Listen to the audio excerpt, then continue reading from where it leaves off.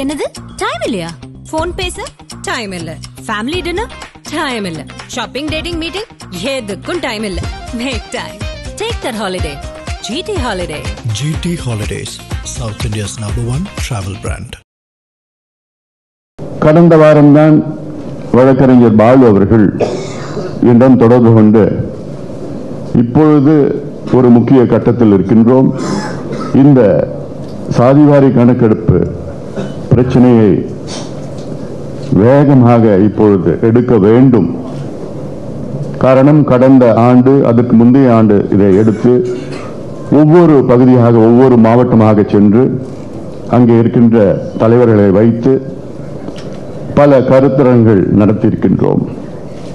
தொடக்க கருத்தரங்கம் எங்களுடைய இனமான காவலர் சமூக நீதி போராளி மருத்துவர் ஐயா அவர்கள் அதில் கலந்து கொண்டார்கள், சென்னையில் நடத்தியது.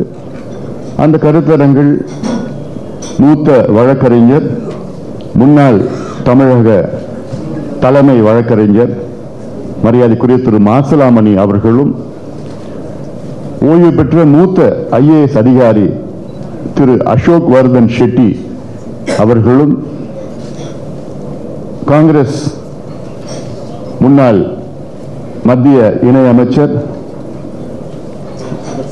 சுதர்சன் நாச்சியப்பன் அவர்கள் அந்த கருத்தரங்கில் கலந்து கொண்டு அத்தனை பேரும் தமிழ்நாட்டிலே சாதிவாரி கணக்கெடுப்பு நடத்த வேண்டும் என்று வலியுறுத்தினார்கள்.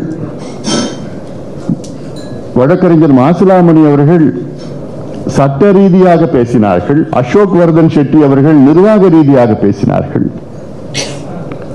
இது தேவைகள் அவசியம் என்று. அப்போ அவர்கள் பேசியது தமிழ்நாடு அரசிற்கு சாதிவாரி கணக்கெடுப்பு நடத்த முழு அதிகாரம், 100 விழுக்காடு அதிகாரம் இருக்கிறது என்று.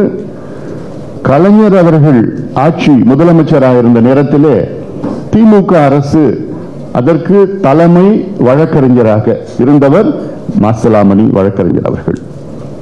இவ்வளோ கடந்தும் இன்று முதலமைச்சர் அவர்கள் எங்களுக்கு அதிகாரம் இல்லை என்று ஒரு பொய்யை மீண்டும் மீண்டும் சொல்லிக் கொண்டிருப்பது எங்களுக்கெல்லாம் ஒரு வேதனையாக இருக்கிறது. ஒரு முதலமைச்சர் அவர்கள் குறிப்பாக சட்டமன்றத்திற்குள் எங்களுக்கு அதிகாரம் இல்லை ஒரு பொய்யை சொன்னார். மற்றொரு பொய், பீகார் மாநிலத்தில் எடுத்த ஜாதிவாரி கணக்கெடுப்பு அதை பீகார் உயர்நீதிமன்றம் ரத்து செய்திருக்கிறது என்று மற்றொரு பொய்யை சொல்லியிருக்கின்றார்கள். இன்றைய கட்டத்திலே நாங்கள் கூடியிருக்கின்றோம். காலம், அதாவது காலத்தின் இந்த முடிவை, இந்த கலந்தாய்வு கூட்டம் எப்போ, அதை நாங்கள் முதல்ல ஒரு ரவுண்ட் டேபிள் வச்சுக்கிட்டு நாங்கள் தலைவர்கள் மட்டும் பேசணும்னு ஒரு முடிவெடுத்தோம். அதன் பிறகு இப்போ ஊடகத்தில் பல பேர் வருவார்கள், அவர்கள் சரியான முறையில் கிடைக்காது என்ற நோக்கத்தில் தான் ஒரு சின்ன ஒரு அரங்கிலே எடுத்து நடத்தி கொண்டிருக்கின்றோம். நடத்தணும்னா எவ்வளவு பெருசா கூட்டம் நடத்தலாம், ஒரு பொதுக்கூட்டம் நடத்தலாம், மாநாடு நடத்தலாம், எல்லாம் நடத்திட்டு இருக்கலாம். ஏன்னா அந்த அளவுக்கு எங்களுக்குள்ள அவ்வளவு உணர்வுகள் இருக்கு. உணர்வுகள்லாம் கோபம் தான் அதிகமா இருக்கு, அது வெளிப்பாடு. ஆனா எங்களுக்கு வேலை நடக்கணும். அதற்காகத்தான் இன்றைக்கு நாங்கள் கூடியிருக்கிறோம். கூடி இப்பொழுது முடிவும் எடுத்திருக்கிறோம். இந்த மாதத்திற்குள் சென்னையில் ஒரு மாபெரும் ஒரு போராட்டத்தை நடத்த இருக்கின்றோம். சாதிவாரி கணக்கெடுப்பு தமிழக அரசு உடனடியாக அறிவிக்க வேண்டும் என. மேடையில் இருக்கின்ற தலைவர்கள் எல்லாம் அரசியல் ரீதியிலே வெவ்வேறு கருத்துக்கள் அவங்களுக்கும் இருக்கும், வெவ்வேறு கொள்கைகள் இருக்கும். ஆனால் அடிப்படையிலே நாங்கள் ஒன்று சேர்ந்திருப்பது சமூக நீதி என்ற ஒத்தை வார்த்தை, ஒத்தை கொள்கைகள் அடிப்படையில் தான் இவ்வளவு பேர் நாங்கள் ஒன்னா சேர்ந்திருக்கிறோம். இன்னும் அதிகமா சேர போறாங்க. பொலிட்டிக்கலா நாங்க எங்களுக்கு வேற ஸ்டாண்ட் இருக்கும், அவங்களுக்கு கருத்து இருக்கும், கொள்கைகள் இருக்கும், மாத்த இருக்கு. ஆனால் சமூக நீதி அந்த அடிப்படையில் தான் நாங்க ஒன்னா சேர்ந்திருக்கோம். சமூக நீதினா என்ன? சமூக நீதி என்றால் சமூகத்தில் பின்தங்கிய சமுதாயம் முன்னேறிய சமுதாயத்திற்கு நிகராக முன்னேற வேண்டும், அதான் சமூக நீதி. சரி, நீ பின்தங்கிய சமுதாயம் யாரு எந்த நிலையில் இருக்கிறாங்கன்னு அந்த கணக்கெடுப்பு நடத்தினாதானே உனக்கே தெரியும். அதுவும் ஒரு முதலமைச்சர், அவருக்கு என்ன அக்கறை இருக்கணும், தமிழ்நாட்டில் எந்தெந்த சமுதாயம் பின்தங்கி இருக்கு அப்படின்னு உங்களுக்கு கணக்கெடுப்பு நடத்தினாலும் தெரியும். உங்களுக்கு தெரியாம நீங்க எப்படி இந்த பின்தங்கிய சமுதாயத்தை நீங்க எப்படி முன்னேற்றுவீங்க? ஒரு பழைய கணக்கெடுப்பு நடத்தி வச்சுக்கிட்டு 1931 தான் பழைய கணக்கெடுப்பு நடத்தினாங்க, கடைசியா இந்தியாவில் நடத்தினாங்க. அதுவும் எப்படி நடத்தினாங்க? வெள்ளையர்கள் ஆட்சி காலத்தில் 1871 1871 தான் முதல் மக்கள் தொகை கணக்கெடுப்பு வெள்ளையர்கள் நடத்தினார்கள். அதன் பிறகு 1881 10 ஆண்டுகளுக்கு பிறகு அந்த 10 ஆண்டு காலத்தில் பார்த்தாங்க, என்னடா இவ்வளவு மக்கள் தொகை கணக்கெடுப்புல ஒரு சமுதாயம் மட்டும்தான் அரசியல் ரீதியிலும் அதிகார ரீதியிலும் அங்கு பிரதிநிதித்துவம் அவர்களுக்கு இருக்கிறது, மற்றவர்களுக்கு எல்லாம் இல்லைன்னு நோக்கத்துல தான் 1881 வெள்ளையர்கள் மக்கள் தொகை கணக்கெடுப்பை ஜாதிவாரி கணக்கெடுப்பை நடத்தினாங்க. அதன் பிறகு ஒவ்வொரு 10 ஆண்டுகளும் 1891 நடத்தினாங்க, அதுக்கப்புறம் 1901 நடத்தினாங்க, 1911 நடத்தினாங்க, 1921 நடத்தினாங்க, 1931 கடைசி நடத்தினாங்க. 41 இரண்டாவது உலக போர் நடந்தது, அதனால வெள்ளையர்கள் நடத்த முடியல அவர்களால. 51 விடுதலை கிடைச்சிருச்சு, நமக்கு 47 விடுதலை கிடைச்சிருச்சு, 51 நடத்த முடியல. அப்போ நேரு அவர்கள் நடத்தல. அப்போ இந்த கணக்கெடுப்பை வைத்துத்தான் வெள்ளை காலத்தில் அப்போது சென்னை மாகாணம் மெட்ராஸ் பிரசிடென்சி, அப்போ இந்தியாவில் முதல் 100 விழுக்காடு இடஒதுக்கீடு அப்படின்னு அறிவிச்சது எப்போன்னா நீதி கட்சி 1921 ஆட்சிக்கு வந்த நேரத்தில் 100% ரிசர்வேஷன் அறிவிச்சாங்க. ஆனால் அந்த சட்டத்தை கொண்டு வந்து நடைமுறைப்படுத்துவதற்கு 1927 தான் நடைமுறைப்படுத்த முடியுது. நினைச்சு பாருங்க, அப்போ தமிழ்நாட்டில் 100 விழுக்காடு இடஒதுக்கீடு. அதன் பிறகு 1935 இந்திய அளவில் இடஒதுக்கீடு அப்பதான் முதல் கொண்டு வந்தாங்க. அப்பொழுது நினைச்சு பாருங்க, தமிழ்நாட்டில் சென்னை மாகாணத்தில் மத்திய வேலைகளிலும் 100 விழுக்காடு இடஒதுக்கீடு, மாநில வேலைகளிலும் 100 விழுக்காடு இடஒதுக்கீடு. ஆனா அதுக்கு பிறகு என்ன நடந்ததுன்னா, விடுதலை அடைந்து 6 நாட்களில் மத்தியில் இருக்கின்ற இடஒதுக்கீடை ரத்து பண்ணிட்டாங்க. அப்புறம் 1950 தமிழ்நாட்டில் இருந்த மாநில அளவில் இருக்கின்ற இடஒதுக்கீடு நீதிமன்றத்தில் ரத்து பண்ணிட்டாங்க. அதன் பிறகுதான் தந்தை பெரியார் போன்றவர்கள் வந்து போராட்டம் பண்ணினா, அதன் பிறகு அரசியல் சாசன முதல் சட்ட திருத்தம் கான்ஸ்டிடியூஷன்ல முதல் அமெண்ட்மெண்ட் கொண்டு வந்தது. இது வரலாறு. இதுக்கப்புறம் நிறைய நடந்தது. அதெல்லாம் பேசணும்னா நிறைய நேரம் ஆகும். அதில் பேசலாம், அதுக்கு தெரியும், நிறைய பேருக்கு தெரியும். அதில் அதன் பிறகு தொடர்ச்சியாக தான் தமிழ்நாட்டில் இடஒதுக்கீடு கொஞ்சமா வந்து 41 இருந்து அப்புறம் 50 விழுக்காடு வந்து, அதுக்கப்புறம் 68 விழுக்காடு வந்து, அப்புறம் 69 விழுக்காடு. 69 விழுக்காடு தமிழ்நாட்டில் மட்டும்தான் இருக்கு, இந்தியாவில் வேற எந்த மாநிலத்திலும் கிடையாது. மற்ற மாநிலங்கள்லாம் வெறும் 50 விழுக்காடு தான் இருக்கு. அந்த 69 விழுக்காடுக்கும் ஆபத்து வந்தது. அப்போ இதை யாரு காப்பாத்தினாங்கன்னா, அப்போ இருந்த முதலமைச்சர் செல்வி ஜெயலலிதா அம்மையார் அவர்கள். அந்த அம்மா இல்லைன்னா இன்னைக்கு தமிழ்நாட்டிலையும் 50 விழுக்காடு தான் இருந்திருக்கும், வேற வழி கிடையாது. அந்த எப்படி காப்பாத்தினாங்க? 9வது அட்டவணையில் அரசியல் சாசனம் 9வது 9 ஷெட்யூல்ல அது கொண்டு வந்து அதுல பாதுகாப்பு கொடுத்ததெல்லாம் இது சும்மா சட்டம். தமிழ்நாட்டில் சட்டம் நிறைவேற்றினா போதாது, அவங்க சட்டம் நிறைவேற்றி தமிழ்நாட்டில் 93 94 சட்டத்தை நிறைவேற்றி அப்போது நரசிம்மராவ் பிரதமர் அவர்கள் அவரை அழுத்தம் கொடுத்து வலியுறுத்தி அரசியல் சாசன சட்ட திருத்தம் கான்ஸ்டிடியூஷனல் அமெண்ட்மெண்ட் பண்ணணும்னா 2/3 மெஜாரிட்டி பார்லிமெண்ட்ல நடக்கணும். அப்படி 2/3 மெஜாரிட்டி நினைச்சு பாருங்க. தமிழ்நாட்டு பிரச்சனை இது. ஆனா நம்ம நாடாளுமன்றத்தில் 2/3 மெஜாரிட்டி வைத்து தமிழ்நாட்டினுடைய சட்டத்தை 9வது அட்டவணையில் பாதுகாப்பு கொடுத்தது அப்போது முதலமைச்சர் செல்வி ஜெயலலிதா. எவ்வளவு பெரிய ஒரு காரியம் பண்ணியிருக்கிறார். ஆனா இது நம்ம யாரும் பேசுறது இல்லை. ஏன்னா அதுக்கு முன்பு வந்த மண்டல் குழு பரிந்துரை, அதுக்கப்புறம் இந்திராசாணி வழக்கு 1992 இந்திராசாணி வழக்கு போட்டு அந்த வழக்கில் வந்து அப்போ இதுக்கு முன்பு நடந்தது Balaji versus state of Karnataka 1962 உச்சநீதிமன்றம் தீர்ப்பு ஒன்று இருக்கு. அதுல என்னன்னா 50 விழுக்காட்டிற்கு மேல் யாருமே இடஒதுக்கீடு கொடுக்க கூடாதுன்னு 1962 உச்சநீதிமன்றம் சொல்லிட்டாங்க. அதன் பிறகு எத்தனையோ தீர்ப்புகள் வந்து இந்திரா சாணி வழக்கு வந்தது. அப்போ 13 ஜட்ஜ் 13 ஜட்ஜ் இந்திரா சாணி வழக்குல அவங்களும் அதை நிலைநாட்டிட்டாங்க, 50 விழுக்காடுக்கு மேல போகக்கூடாது. அப்ப தமிழ்நாட்டுக்கு அப்போ 93 ஒரு வழக்கு போட்டாங்க. தமிழ்நாட்டில் 69 விழுக்காடு இடஒதுக்கீடு இருக்கக்கூடாதுன்னு வழக்கு போட்டாங்க. அந்த வழக்கு அதற்கு ஏற்ப இந்த சட்டத்தை ஜெயலலிதா அவர்கள் கொண்டு வந்தார்கள்.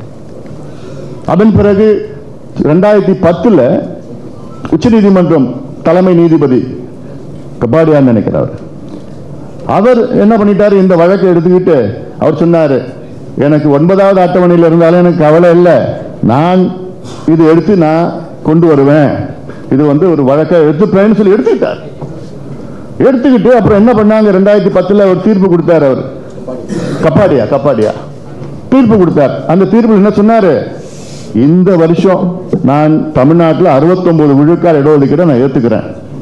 ஆனால் ஒரு ஆண்டிற்குள் தமிழக அரசு ஜாதிவாரி கணக்கெடுப்பு நடத்தி தமிழ்நாட்டில் 69 விழுக்காடு மக்கள், பிற்படுத்தப்பட்ட மக்கள், தாழ்த்தப்பட்ட மக்கள், பழங்குடி மக்கள், மிகவும் பிற்படுத்தப்பட்ட மக்கள் இருக்கிறார்களா என்று எனக்கு ஆதாரம் வேண்டும், டேட்டா வேண்டும், ஓராண்டிற்குள் டேட்டா வேண்டும் என்று உச்சநீதிமன்ற நீதிபதி கபாடியா 2010 தீர்ப்பு வழங்கி போயிட்டார். அதன் பிறகு ஓராண்டு காலம் கழித்து அப்போ எடுக்கல. அந்த நேரத்தில் கலைஞர் தான் இருந்தார். அப்போ எங்க மருத்துவர் ஐயா அவர்கள் கலைஞரை பார்த்து, இங்க பாருங்க தீர்ப்பு வந்துருச்சு, உச்சநீதிமன்றம் தீர்ப்பு வந்துருச்சு, தயவு செய்து எடுங்கன்னு, சரிங்க பார்க்கலாங்க, நிச்சயமா நான் செய்யறேன். ஒன்றும் நடக்கல. அப்ப ஜனார்தன் அவர்கள் பிற்படுத்தப்பட்ட ஆணையராக இருந்தார், பேக்வர்ட் கிளாஸ் கமிஷன் சேர்மனாக இருந்தார், தலைவராக இருந்தார். அவர் என்ன பண்ணிட்டாரு, 1931 சென்சஸ், கடைசியா நடந்த சென்சஸ், சட்டநாதன் அவர்கள் எடுத்த கணக்கெடுப்பு, சட்டநாதன் அவர்கள் வந்து சென்சஸ் வந்து எக்ஸ்ட்ராபுலேட் பண்ணிட்டார். 31 மக்கள் தொகை எவ்வளவுன்னா 69 70 எவ்வளவு இருக்கும், 31 எடுத்த கணக்கெடுப்புல எக்ஸ்ட்ராபுலேட் பண்ணிட்டார். அம்பாசங்கர் அவர்கள் பிறகு 84 85 வந்தாரு. அவர் கணக்கெடுப்பு, அவர் எடுத்த டோர் டு டோர் எனுமரேஷன், இது எல்லாம் சேர்ந்து ஜனார்தன் அவர்கள் ஒரு கம்பைல் பண்ணி இங்க வந்து 69க்கு மேல தமிழ்நாட்டில் இருக்கிறாங்க அப்படின்னு சொல்லி உச்சநீதிமன்றத்தில் ஓரளவுக்கு ஜஸ்டிஃபை பண்ணார். அதனாலதான் உச்சநீதிமன்றம் அமைதியா இருந்துட்டாங்க. அமைதியா தான் இருக்கிறாங்க தவிர அந்த கேஸ் இருக்கு. அதன் பிறகு 2017 ஒருத்தர் வழக்கு போட்டார் உச்சநீதிமன்றத்தில், 18 இன்னொருத்தர் கேஸ் போட்டார். போட்டுட்டு உச்சநீதிமன்றம் என்ன பண்ணிருக்கிறாங்கன்னா, மராத்தா வழக்கு இருக்கு, மகாராஷ்டிராவில் கொடுத்தாங்க மராத்தா வழக்கு, அந்த வழக்கு முடிச்சவுடன் நான் தமிழ்நாட்டு வழக்கு எடுக்க போறேன்னு உச்சநீதிமன்றம் சொன்னாங்க. இப்ப மராத்தா வழக்கு முடிஞ்சு போச்சு. தமிழ்நாடு வழக்கு என்னைக்கு வேணா வரும், என்னைக்கு வேணா எடுப்பாங்க. எடுத்த உச்சநீதிமன்றம் என்ன கேட்க போறாங்க, முதல்ல எடுத்திருக்கியா கணக்கெடுப்பு, உனக்கால் நியாயப்படுத்த முடியுமா, தமிழ்நாட்டில் 69 விழுக்காடு மக்கள் எஸ்சி எஸ்டி எம்பிசி ஓபிசி இருக்கிறாங்களா? என்ன பண்ணுவார் ஸ்டாலின், என்ன பேச போறாரு, என்ன சொல்லுவாரு, இல்லைன்னு தான் சொல்ல போறாரு. உச்சநீதிமன்றம் என்ன தீர்ப்பு கொடுப்பாங்க, 69 விழுக்காடை நான் குவாஷ் பண்றேன், தள்ளுபடி செய்யறேன், தமிழ்நாட்டில் 50 விழுக்காடு தான் என்று ஒரு தீர்ப்பு கொடுத்தாங்கன்னா என்ன நடக்கும் தமிழ்நாட்டில்? முதல்ல திமுக ஆட்சி அடுத்த நாள் போயிடும். ஏன்னா நாங்களாம் சும்மா இருக்க மாட்டோம், மேடையில் இருக்கலாம் சும்மா இருக்க மாட்டோம். தமிழ்நாடு கலவர பூமியா மாறும். இது எங்களுடைய உரிமையா? என்ன நாங்க கேட்கிறோம், இந்த பிள்ளைங்களுக்கு படிப்ப கூடிய வேலையை கூடிய எங்களை முன்னேற்றணும்னு கேட்கிறோம். அதுக்கு யார் யார் எந்த நிலையில் இருக்கிறாங்கன்னு கணக்கெடுப்பு நடத்து, அதிகாரம் உங்ககிட்ட இருக்கு. பீகார்ல நடத்துறாரு முதலமைச்சர் நிதிஷ்குமார் அவர்கள், அவருக்கு அதிகாரம் இல்லாம நடத்திருக்கிறாரு. தெலுங்கானா நடத்தினாரு ரேவந்த் ரெட்டி முதலமைச்சர், அதிகாரம் இல்லாம நடத்தினாரு. தெலுங்கானாவில் வந்து அங்க இருக்கிற உயர்நீதிமன்றம் தடை பண்ணிருக்கிறாங்களா, உச்சநீதிமன்றம் என்ன தடை பண்ணாங்களா? என்னையா நாடகம் நடத்துறீங்க? அதிகாரம் இல்லை, அதிகாரம் இல்லை, என்ன அதிகாரம் இல்லை உங்களுக்கு?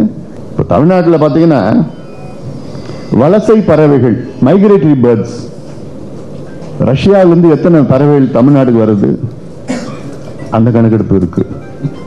சைனாவிலிருந்து எத்தனை பறவைகள் பறந்து வருது, எப்போ வருது, எத்தனை மாசம் தங்குது, அந்த கணக்கெடுப்பு இருக்கு. ஆமைகள் எத்தனை ஆமைகள் எங்கெங்கிருந்து வருது, எங்கெங்க தங்குது, எவ்வளவு முட்டையிடுதுன்னு அந்த கணக்கெடுப்பு வச்சிருக்கிறாங்க. தெருவில் இருக்கிற கால்நடைகள் எங்கெங்க இருக்குது, மேய்ஞ்சிட்டு இருக்குது, அந்த கணக்கெடுப்புலாம் இருக்கு. இன்னும் சொல்ல போனா தெரு நாய்கள் எத்தனை பேர் இருக்கு, எங்கெங்க எத்தனை நாய்கள் எந்தெந்த ஊர்ல இருக்குது, அந்த கணக்கெடுப்புலாம் இருக்கு. பெண்களுக்கு இலவச பஸ் பாஸ் கொடுக்கிறதுக்கு அந்த கணக்கெடுப்பு இருக்கு. எத்தனை பெண்கள் எத்தனை வயசுல என்ன வயசுல இருக்காங்க, எல்லா கணக்கெடுப்பு இருக்கு. இவ்வளோ கணக்கெடுப்பு நடத்த முடிக்கின்ற தமிழக அரசு ஏங்க சமூக நீதிக்காக ஒரு கணக்கெடுப்பு நடத்த உங்களுக்கு என்ன தயக்கம், என்ன பிரச்சனை உங்களுக்கு? தூங்குறவங்களை எழுப்பலாம், தூங்குற போன்ற நடிப்பவர்களை எழுப்ப முடியாது. ஆனா தூங்குற போன்று நடித்துக் கொண்டிருக்கின்ற ஸ்டாலின் முதலமைச்சர் அவர்களை தட்டி தட்டி பார்த்துட்டு இருக்கிறோம். தேவைப்பட்ட பலமா தட்டுறதுக்கு நாங்க தயாரா இருக்கிறோம். பிறகு எழுந்துக்கிறதுனா வேற எப்படி பண்ண முடியும்? அதுக்காக தான் இப்ப மேடையில் இருக்கிறவங்க சொல்றாங்க, கொடுங்க வாங்க சொல்லுங்க, அறிவிங்க பார்த்துப்போம். வேணா எங்களுக்கு வரலாறு இருக்கு, போராட்டம்னா எங்களுக்கு பெரிய வரலாறு இருக்கு. ஆனாலும் நாங்க கேட்கிறோம், உங்க கடமையை செய்யுங்கன்னு கேட்கிறோம். எத்தனையோ சமுதாயத்திற்கு பிரதிநிதித்துவம் கிடையாது. உதாரணம் மீனவர் சமுதாயத்தில் இது மாதிரி எத்தனையோ சமுதாயம், நான் பேசிட்டே போலாம். நான் மலைக்கூறவர்கள் எத்தனை பேர் இருக்கிறாங்க, அவங்க யாராவது ஒருத்தர் அரசு வேலையில் இருக்கிறாங்களா, ஏதோ படிச்சிருக்கிறாங்களா, ஏதோ காலேஜ் போயிருக்காங்களா, எப்படி நீங்க கண்டுபிடிப்பீங்க? ஆய்வு நடத்தினாதானே கண்டுபிடிக்க முடியும். அது கூட நான் நடத்த மாட்டேன். அது மத்திய அரசு நடத்தணும்னா என்னையா மோசடி, இது என்னையா மோசடி? அது முதலமைச்சர் சட்டமன்றத்தில் பேசுறாரு. சரி, முதலமைச்சருக்கு தான் தெரியல வச்சுக்கீங்களா, ஐஏஎஸ் அதிகாரி கூட தெரியாது. பீகார்ல நடத்தின ஜாதிவாரி கணக்கெடுப்பு, பீகார் உயர் நீதிமன்றம் அதை ரத்து செய்யவில்லை. பீகார் உயர் நீதிமன்றம் ரத்து செய்தது என்ன, அது தள்ளுபடி ஸ்டே பண்ணது என்னன்னா, கணக்கெடுப்பு நடத்தி அதுல இடஒதுக்கீடு அதிகப்படுத்தினார்கள். அந்த முறை தப்புன்னு சொன்னாங்க. இடஒதுக்கீடு அதிகப்படுத்துறது தப்பு கிடையாது, அது செய்த முறை தப்புன்னு தான் சொன்னாங்க, தவிர கணக்கெடுப்பு தப்புன்னு சொல்லவே இல்லை. ஆனா முதலமைச்சர் ஸ்டாலின் அவர்கள் சட்டமன்றத்துக்கு உள்ள பீகார் உயர் நீதிமன்றம் கணக்கெடுப்பு ரத்து பண்ணிட்டாங்கன்னு ஒரு பொய்ய சொல்லிட்டு இருக்கிறார். என்ன நடக்குது தமிழ்நாட்டில்? அப்ப ஐஏஎஸ் அதிகாரிகள் கூட தெரியாது, அவங்களுக்கு கூட வேறும் தெரியல. எங்களுக்கு உரிமை இல்லை, உரிமை இல்லை, உரிமை இல்லைன்னு கோயபிள்ஸ் பிரச்சாரம். கோயபிள்ஸ்னா தெரியல உங்களுக்கு, ஒரு பொய்ய 10 முறை சொன்னா உண்மையாயிடும் திருப்பி பிறகு. ஆனா இவங்க தந்தை பெரியாரோட பேர பசங்க, நாங்க மேடைக்கு மேடைக்கு வசனம் பேசிட்டு இருக்கிறது. சமூக நீதி எங்கள் உயிர் மூச்சு, நாங்க தான் இதெல்லாம் செய்வோம். என்ன செய்றீங்க, என்ன செய்யுங்க? பாலு சொன்னார்ல, இதுக்கு முன்பு இருந்த முதலமைச்சர் யாராவது, ஏன் உங்களுடைய தந்தை கலைஞர் அவர்கள், ஆனா கலைஞர் இன்னைக்கு இருந்திருந்தாருன்னா ஒரு நிமிடம் யோசிக்க மாட்டார், உடனே கையெழுத்து போட்டிருப்பார். அவருக்கு தெரியும், அவருக்கு உள்ள சமூக நீதி உணர்வு அவருக்கு இருந்தது, இப்ப இருக்கிறவருக்கு இல்ல. இதுக்கு முன்பு எடப்பாடி பழனிசாமி அவர்கிட்ட போய் கேட்டோம், முதலமைச்சர், அவரும் எங்களுக்கு அதிகாரம் இல்லைன்னு யாரும் சொல்லலையே. ஜெயலலிதா அம்மையாரை போய் பார்த்தோம், அவங்களுக்கும் அதிகாரம் இல்லைன்னு சொல்லலையே, நாங்க நிச்சயமா செய்வோம் தானே சொன்னாங்க. அதுக்கு முன்பு கலைஞரை பார்த்தோம், அவங்களுக்கும் அதிகாரம் இல்லைன்னு சொல்லலையே. அதுக்கு முன்பு எம்ஜிஆர் அவர்களை பார்த்தோம், அவருக்கும் அதிகாரம் இல்லைன்னு சொல்லலையே.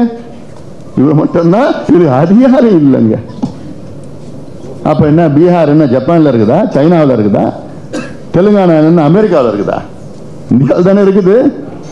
எல்லா மாநிலத்துக்கும் ஒரே சட்டம் தானே. 2008 இந்தியன் ஸ்டாட்டிஸ்டிக்கல் ஆக்ட் படி மத்திய அரசு கணக்கெடுப்பு நடத்தலாம், மாநில அரசு நடத்தலாம்.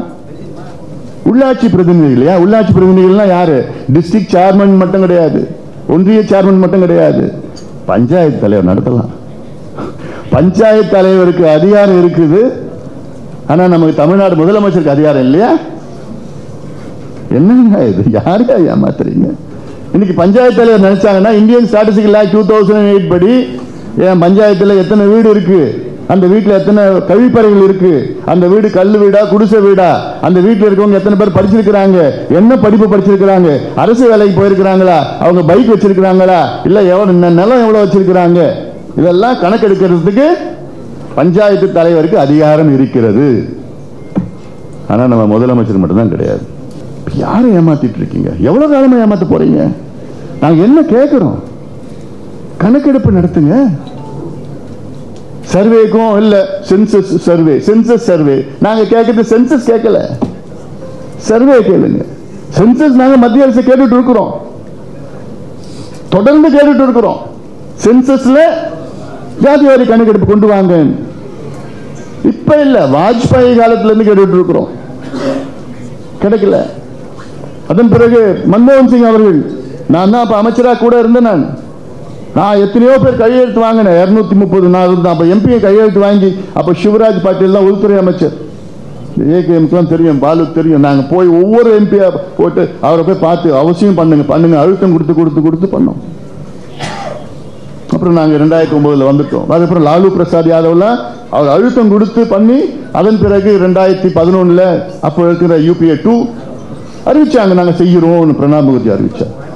அதன் பிறகு 2013 அது சோசியோ எக்கனாமிக் கணக்கெடுப்புன்னு ஏதோ ஒன்று குளறுபடி பண்ணி இன்னைக்கு அது வெளியில வரல.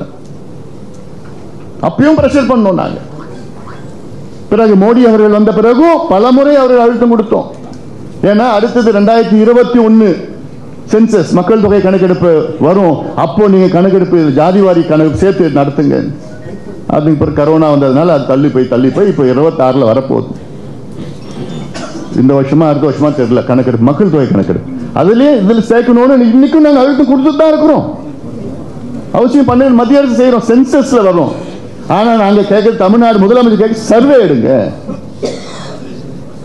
சர்வே எடுங்க. தெலுங்கானாவில் அதான பண்ணாங்க, சர்வே எடுத்தாரு ரேவந்த் ரெட்டி. எவ்வளவு நாள்ல? 30 நாள். எவ்வளவு செலவு பண்ணாரு? 150 கோடி. எத்தனை பேர் வேலை செஞ்சாங்க? 1,02,000 பேர், 10,000 பேர் ஓவர்சி பண்ணாங்க 30 நாள்ல. இது எடுக்க முடியாது. 56 கேள்விகள் கேட்டாங்க. முதல் கேள்விகள், அதாவது பிரைமரி கொஸ்டின்ஸ் 56 கேள்விகள். மொத்தம் கேள்வியில் 75 கேள்விகள் கேட்டாங்க. ஒட்டுமொத்தம் ஹிஸ்டரி எடுத்தாங்க. சட்டமன்றத்தில் 4 நாள் விவாதம். இதுதானே ஜனநாயகம்? இதுதானே சமூக நீதி? நீங்க வார்த்தைக்கு வார்த்தை சமூக நீதி, எங்க மூச்சு மூச்சுன்னு பேசுறது என்ன அர்த்தம் இருக்குது? இல்ல என்ன சமூக நீதி? உங்களுக்கு என்ன சம்பந்தம் இருக்குது? உங்க கூட இருக்கிற கூட்டணி கட்சிகளே கேட்கறாங்க, எடுத்துங்க கேட்கறாங்க. தமிழ்நாட்டில் எல்லா கட்சியும் கேட்குது, எதிர்கட்சியில எத்தனை பேர் எல்லா கட்சியும் கேட்கறாங்க. உங்களுக்கு மட்டும் என்ன கணக்கு, என்ன பிரச்சனை உங்களுக்கு?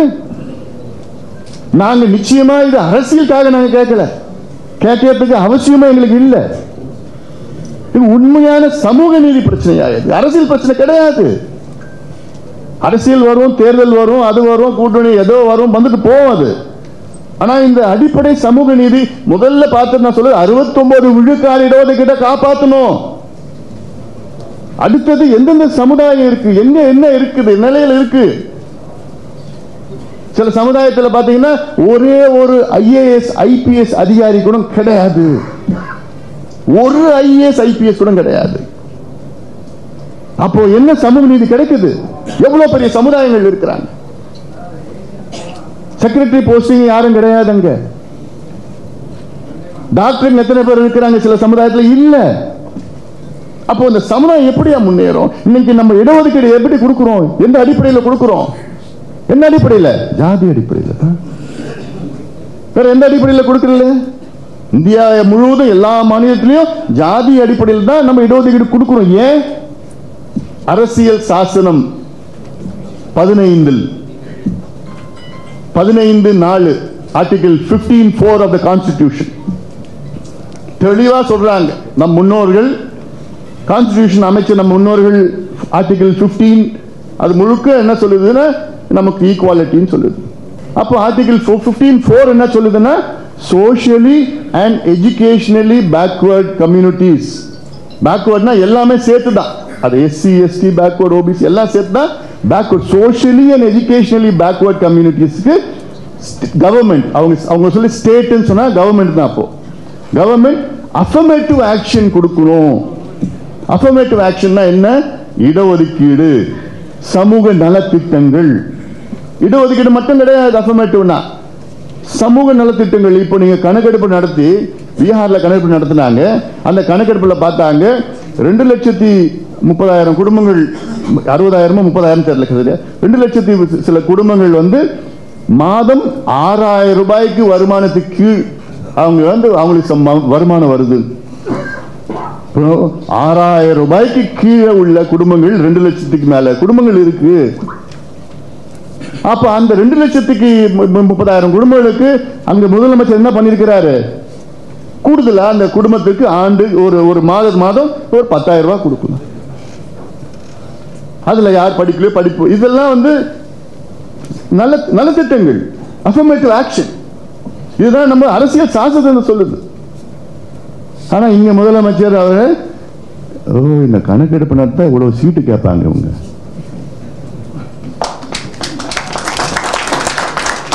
அவருக்கு இதுல ஏறது அவ்வளவுதான். அவருக்கு ஐயோ இவங்க இந்த ஜாதி இந்த சீட்டு கேட்பாங்க, அப்புறம் இந்த ஜாதியில அந்த மாவட்ட செயலர் கேட்பாங்க. ஏற்கனவே நீங்க அதை வச்சுதான் நீங்க அரசியலே பண்றீங்க. ஆனா இன்னைக்கு யாருக்கு தெரியுமா துல்லியமான கணக்கெடுப்பு இருக்கு? திமுக கிட்ட தான் இருக்கு.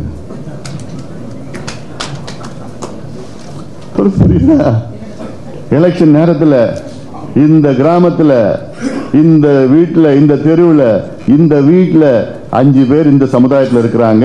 அந்த 5 பேர் எந்த ஓட்டுக்கு யாருக்கு போடுவாங்க கிளீனா வச்சிருப்பாங்க ஸ்கெட்ச். பக்கத்து வீட்டில் எந்த சமுதாயத்தில் இருக்கிறாங்க அவங்க யாருக்கு ஓட்டு போடுவாங்க, அவங்களுக்கு எப்படி ஸ்கெட்சை போட்டு எப்படி கொடுக்கலாம் கிளீனா வச்சிருக்கிறாங்க. அவங்க கிட்ட இல்லாத டேட்டாவே கிடையாது. எதுக்கு பயன்படுத்துறாங்க? இடஒதுக்கீடுக்கா, முன்னேற்றுவதற்காக, ஓட்டுக்கு கொடுக்கிறதுக்கு இதெல்லாம் பண்றாங்க. ஆனா இவங்க அந்த பிள்ளைங்களை பாவம் படிக்க வைக்கிறதுக்கு, படிச்ச பிள்ளைங்களை வேலை கிடைக்கிறதுக்கு அந்த மனசெல்லாம் வரலையே ஸ்டாலின் அவர்களுக்கு. இதுதான் சமூக நீதியா? இதுதான் அவங்க பேச சமூக நீதியா? இனியும் நாங்கள் பொறுமையாக இருக்க மாட்டோம். போதும், கேட்டு கேட்டு பார்த்துட்டோம். இவ்வளோ சொல்லி பார்த்தேன். மருத்துவர் ஐயா 45 ஆண்டு காலம் ஒரு மனுஷன் போராடிட்டு இருக்கிறாருன்னா அது சாதாரண போராட்டம் கிடையாது. 45 ஆண்டு காலம். இன்னைக்கு 86 வயசு, இன்னைக்கும் போராடிட்டு இருக்காரு. எதுக்கு? கணக்கெடுப்பு நடத்துங்க. கணக்கெடுப்பு நடத்தினாதான் எந்த சமுதாயம் எந்த நிலையில இருக்குன்னு தெரியும். இந்த இடஒதுக்கீடு 100 விழுக்காடு சமுதாயங்களுக்கு போய் சேரணும். அந்த சமுதாயம் ஒண்ணு என்ன மக்கள் தொகையில் இருக்கிறாங்க. வெறும் மக்கள் தொகை அடிப்படையில் மட்டும் போதாது. ஒன்று மக்கள் தொகை, அடுத்தது சமூக பின்தங்கிய நிலை, பாப்புலேஷன், சோஷியல் பேக்வர்ட்னஸ், ரெண்டுமே எக்ஸ்ட்ராபுலேட் பண்ணி சேர்த்து அதுக்கு பிறகு நீ கொடுக்கிறது தான் உண்மையான சமூக நீதி. 100% ரிசர்வேஷன் தமிழ்நாட்டில் கொண்டு வா. அவங்க என்னென்ன பிரதிநிதித்துவம் இருக்கிறாங்களோ, விகிதாச்சார பிரதிநிதித்துவம் இருக்கிறாங்களோ கொடுத்துட்டு போ. எந்த நிலையில இருக்கிறாங்க கொடுத்துட்டு போங்க, நியாயப்படுத்தி கொடுத்துட்டு போகணும். இதுதான் எங்களுடைய கோரிக்கை, எங்களுடைய மருத்துவர் ஐயாவுடைய கோரிக்கை இது. எத்தனையோ சமுதாயங்களுக்கு எந்த பிரதிநிதித்துவமும் கிடையாது. அது எப்படி நீங்க கண்டுபிடிப்பீங்க? எடுத்தா தானே கண்டுபிடிப்பீங்க. அதனால இது அவசியமானது, அவசரமானது. அதுக்காகத்தான் இந்த கலந்தாய்வு கூட்டத்தை இன்று நடத்தி கொண்டிருக்கின்றோம். ஏதோ அவசரமா நடத்தணும். கொஞ்ச நாள் போன வாரம் முடிவு பண்ணி டக்குன்னு நடத்திட்டோம். அது 5 நாள் 6 நாள்ல. அதனால அடுத்தது நம்ம இப்போ இந்த மாதத்தில் ஒரு போராட்டம் சென்னையில், அதன் பிறகு ஸ்டாலின் அவர்கள் அறிவிக்கலைன்னா தமிழ்நாடு முழுவதும் போராட்டம் நடக்கும்.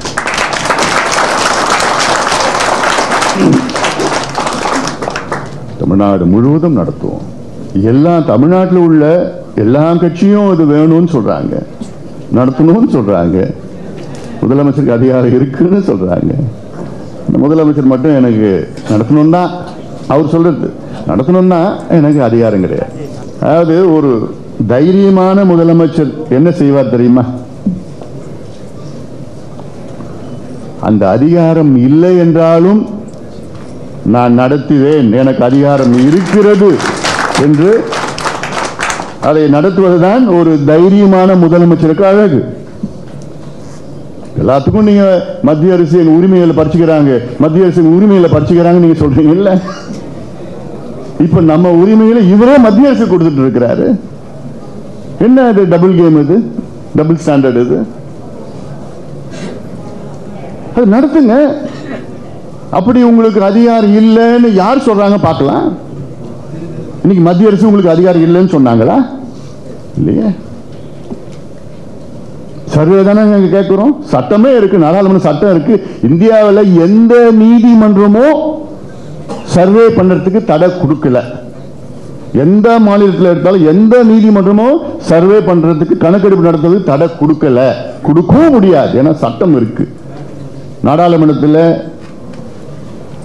நிறைவேற்றப்பட்ட சட்டம் இருக்கிறது, இந்தியன் ஸ்டாட்டிஸ்டிக்கல் ஆக்ட் 2000. பீகார்ல பிஜேபி கூட்டணி தாங்க. சிலது அவங்க நடத்துவாங்களா, அவங்களுக்கு எதிர்ப்பெல்லாம் அதுக்குள்ள நான் போக விரும்பல.